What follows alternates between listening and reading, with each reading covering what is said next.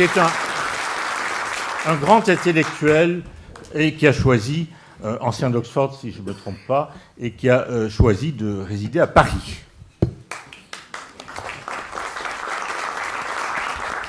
Je voudrais commencer avec une bonne nouvelle. Vous êtes peut-être déjà au courant, mais les 3 derniers sondages montrent que le Brexit est en tête de plusieurs pourcents.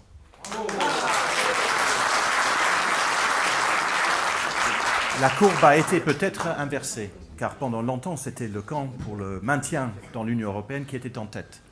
Ce n'est plus le cas. La campagne est extrêmement intéressante. Le Royaume-Uni se distingue à un égard de tous les autres pays européens, dans la mesure où seulement au Royaume-Uni, avec quelques exceptions en France, mais principalement au Royaume-Uni, la classe politique est profondément divisée. Sur le continent, les contestataires de l'Europe sont plutôt, avec des exceptions extrêmement honorables, des partis politiques anti-système. Alors qu'au Royaume-Uni, c'est à l'intérieur de l'establishment politique lui-même qu'existe le clivage pro ou contre l'Europe. Francis Choisel vous a lu quelques communications. Elles étaient beaucoup trop nombreuses pour les lire toutes, mais parmi les messages de soutien que nous avons reçus pour la réunion d'aujourd'hui, il y a eu, je crois, des messages de la part de 3 anciens ministres, d'un ministre en fonction, le leader de la Chambre des communes. Non, mais je ne vais pas les lire, mais c'était pour simplement souligner le fait, et puis des anciens ministres extrêmement prestigieux font campagne pour le Brexit, d'anciens chanceliers de l'échiquier, anciens ministres des Affaires étrangères, et ainsi de suite. Alors moi qui suis effectivement britannique expatrié en France, et profondément francophile, je suis honoré et ému et très touché par le fait que ce soit précisément ici à Paris, à l'Assemblée nationale, que cette réunion ait été organisée.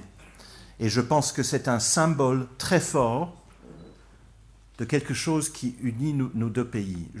Roland Hureau, vous avez parlé de notre histoire commune, la guerre de 100 ans, Guillaume le Conquérant, etc. J'irai un peu plus loin encore dans votre logique. Je pense, non seulement le Royaume-Uni et la France ont beaucoup de choses en commun, mais je pense que nos 2 pays sont uniques en Europe. Uniques pour une raison, peut-être pour d'autres raisons, mais pour une raison que je voudrais souligner aujourd'hui.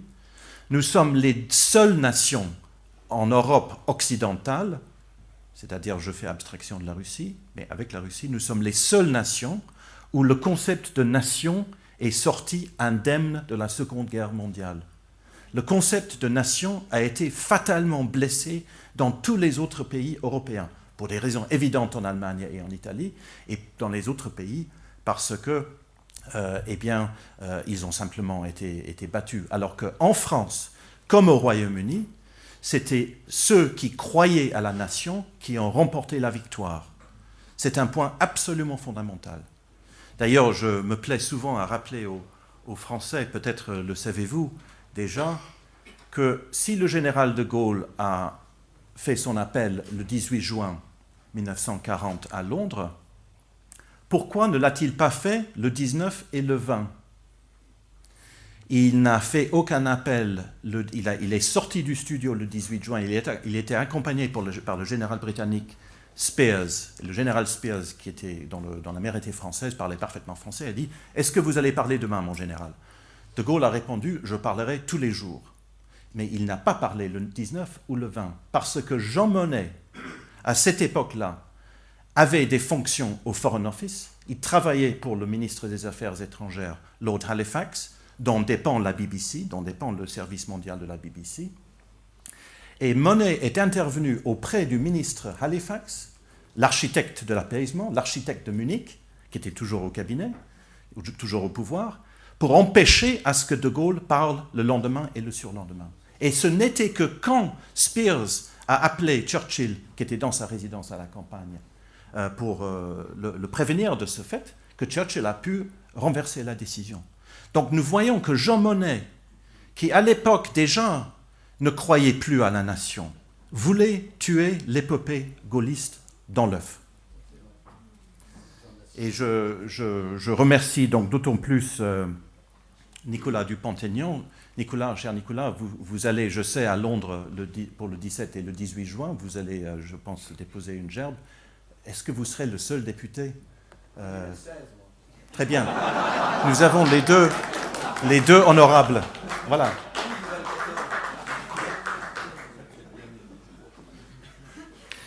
Donc, c'est la raison pour laquelle la réunion d'aujourd'hui est très symbolique. Parce que dans nos deux pays, le concept de nation se conjugue, bien évidemment, avec le concept de liberté.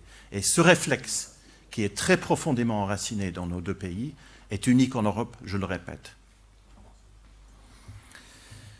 Le Brexit va peut-être donc se faire. Et vous savez, il y a un débat qui porte, et c'est peut-être un défaut des Britanniques, mais lors des législatives comme lors des référendums, les débats portent beaucoup sur les chiffres. Les uns disent que ça va nous coûter très cher, les autres disent qu'au contraire, nous allons nous libérer des contraintes de l'Union européenne.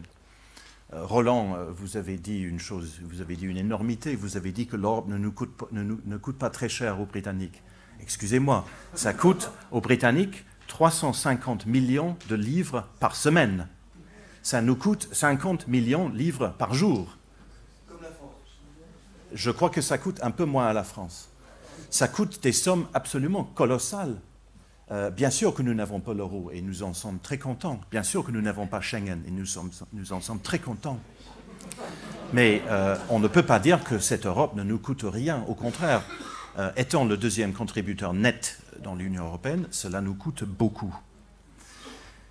Il y a bien sûr ceux qui contestent le chiffre exact de 350 millions de livres par semaine. Mais une chose est certaine, c'est que si, dans 2 ans, le Royaume-Uni quitte l'Union européenne fera faillite, puisqu'elle ne pourra pas continuer sans autant d'argent qui lui revient dans la caisse toutes les semaines. Alors, le débat porte beaucoup sur les chiffres. Un autre enjeu absolument central, c'est bien évidemment l'immigration. L'euro ne fait pas l'objet du débat puisque nous ne l'avons pas. Alors, les Britanniques ont une attitude, je trouve, un peu schizophrène sur l'immigration. On a beaucoup parlé et beaucoup critiqué l'immigration massive de provenance, notamment de l'Europe de l'Est, au Royaume-Uni. Je dis massive puisque nous avons reçu quelque chose comme 1 200 000 ressortissants européens depuis depuis en 5 ans. Donc cela représente des mouvements de population énormes. Pourquoi je dis schizophrène ? Eh bien parce que, comme vous le savez, et ça s'est vu avec l'élection récente d'un nouveau maire de Londres, il y a une fuite en avant vers le multiculturalisme et vers l'immigration tous azimuts en Angleterre, indépendamment de la question de l'immigration extra-européenne. Mais je pense que c'est l'immigration qui va décider le débat. Je pense que c'est sur ce point-là que le débat va tourner et que c'est sur cette question-là que les gens vont se décider. Et j'attirerai votre attention sur un élément frappant. Il y a 2 pays, principalement aujourd'hui en Europe, qui attirent des immigrants de l'extérieur de l'Union européenne. Je ne parle pas de l'immigration intra-européenne. C'est, bien sûr, tous les pays sont concernés, mais en premier lieu, il y a le Royaume-Uni, avec 600 000 entrées légales par an, et avec 300 000 départs. Alors, suivez mon regard, qui part et qui arrive. Ces chiffres sont très supérieurs aux chiffres pour la France. Pour la France, vous avez à peu près 200 000 entrées par an et je crois 90 000 départs. Donc c'est d'un autre ordre. Nous avons chaque année une grande ville qui s'implante dans le pays. C'est absolument insupportable. Mais ces chiffres-là, de 600 000 par an, sont tout petits par rapport à ce qu'éprouve l'Allemagne. L'Allemagne qui, dans la dernière année, elle aura reçu plus d'1 million d'immigrés. Alors comment expliquer le fait que ces 2 pays reçoivent autant d'immigrants ? Eh bien, parce que l'euro, tout le monde le sait, est taillé sur mesure pour l'Allemagne, il étouffe toutes les autres économies, qui du coup ne sont plus attractives aux immigrants. Et le Royaume-Uni, bien sûr, parce que, contrairement à l'Allemagne, il n'est pas dans l'euro. Donc il y a un lien absolument organique entre l'euro et l'immigration. Roland Hureau l'a déjà dit, l'Union européenne est une monstruosité, antidémocratique, élitiste, autoritaire. Il faut la quitter, Et je souhaite ardemment que la France nous suive si effectivement le 23 juin, nous votons à quitter cette structure, qui n'a rien à voir avec la paix. Vous avez choisi la date du 6 juin, Roland, pour cette réunion. Eh bien, le 6 juin, il y avait un jeune marin dans la Royal Navy qui faisait le débarquement. Il était dans la logistique. Ils étaient sûrement des centaines de milliers de marins à assurer le transport des soldats qui sont venus en France. Ce jeune marin est mort quelques mois plus tard dans la mer du Nord. Il était membre des convois de l'Arctique qui approvisionnaient la Russie soviétique à l'époque. Il s'appelait comme moi, John Lackland, c'était mon oncle. Je pense que cet exemple que je tiens à citer aujourd'hui est multiplié par des millions et des dizaines de millions. Chacun d'entre vous sûrement a des histoires familiales pareilles. Mais cela montre bien évidemment ce que peuvent faire les nations quand elles œuvrent ensemble pour le bien commun. L'Union européenne n'est absolument pas un projet de paix. Qui regarde l'histoire de la construction européenne voit très clairement que la première structure européenne créée effectivement dans un souci de pacification du continent était le Conseil de l'Europe, créé sous l'égide de Winston Churchill au Congrès de La Haye en 1948. Le Conseil de l'Europe a été créé en 1949. La déclaration Schuman, qui a créé la CECA, la Communauté du charbon et de l'acier, est une sorte de riposte au Conseil de l'Europe. Parce que les fédéralistes européens, Robert Schuman et Jean Monnet en tête, et puis avec leurs alliés belges et autres, mais surtout avec leurs parrains américains, n'étaient pas satisfaits de cette structure sympathique et légère et intergouvernementale qui était le Conseil de l'Europe. Non, ils voulaient une Europe fédérale et armée. Et la déclaration Schuman du 9 mai 1950 a été conçue comme une riposte, comme une façon d'écarter le Conseil de l'Europe et de passer à autre chose, de créer une structure fédérale afin de faire la guerre froide. Dean Acheson a dit à Robert Schuman le 8 mai, donc la veille, qu'il voulait voir les Allemands armés d'ici la fin de l'année.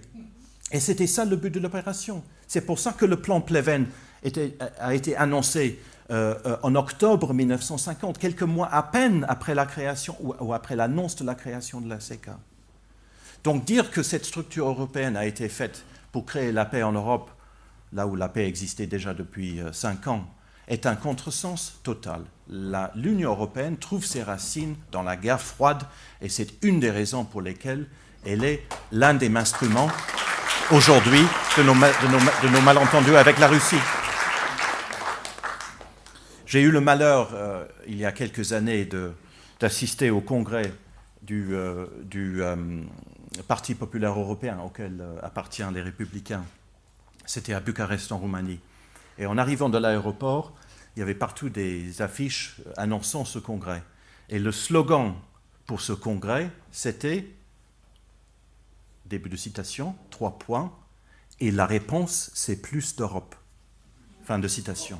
Donc, quelle que soit la question, la réponse, c'est plus d'Europe. Moi, je dis que le problème est grave, que la racine du mal est très profonde, et que quand on est dans une crise grave, comme nous le sommes en Europe, il faut bien sûr des solutions radicales. À un mal radical, il faut des solutions radicales. C'est pour ça que je pense que nous devons faire comme selon la boutade de Voltaire, quand il a regardé l'exécution d'un amiral sur un bâtiment anglais, il a dit « il faut de temps en temps tuer un amiral pour en encourager les autres ». Voilà, merci.